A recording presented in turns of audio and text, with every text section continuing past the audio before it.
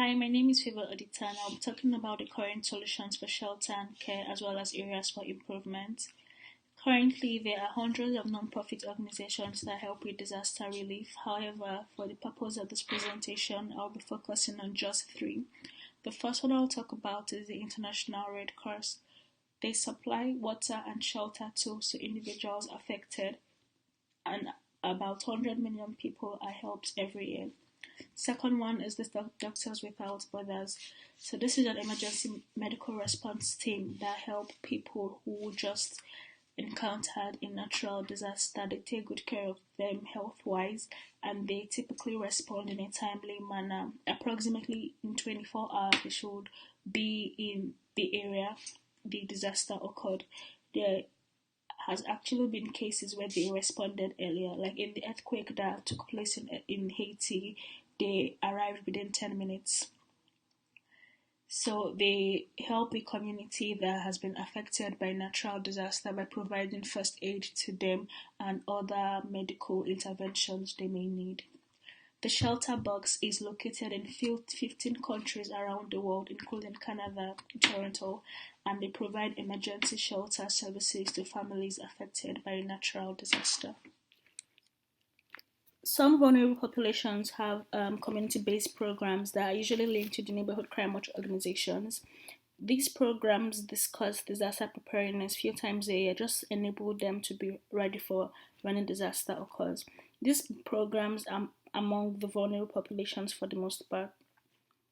There are also citizen disaster preparedness programs. That it's similar to the community-based programs, however, it focuses on large-scale emergencies only. They It entails basic preparedness, neighborhood response teams, and advanced training to optimize large-scale emergency. It teaches the members on first aid, how to do research and response, and stuff like that. The World Health Organization also has an EHA action policy that aims to meet ongoing humanitarian needs among the people that may have survived a natural disaster. This policy also facilitates restoration of functional, essential medical and public health services among the affected group. So, as with everything, there's always room for improvement, right? Areas for improvement in this situation would be to enhance our mitigation strategies. So, mitigation is basically the measures that we take to reduce loss before or after a disaster, whether it's a natural disaster or not. Hard mitigation strategies are the ones we put in place to prevent the disaster from actually happening or to prevent a high impact. So you want to reduce the impact the disaster will have on the community. So to do this, you need to put some hard strategies in place, such as engineer modification to existing watersheds like flood control dams, and also make provisions to build standard structures that resist wind and limit combustibility. Soft mitigation strategies is to teach people how to build temporary shelters, teach people how to sandbag, and also sandbagging against floods. More training should be provided on emergency communications as well as first aid. So the soft strategies basically help you cope with the disaster.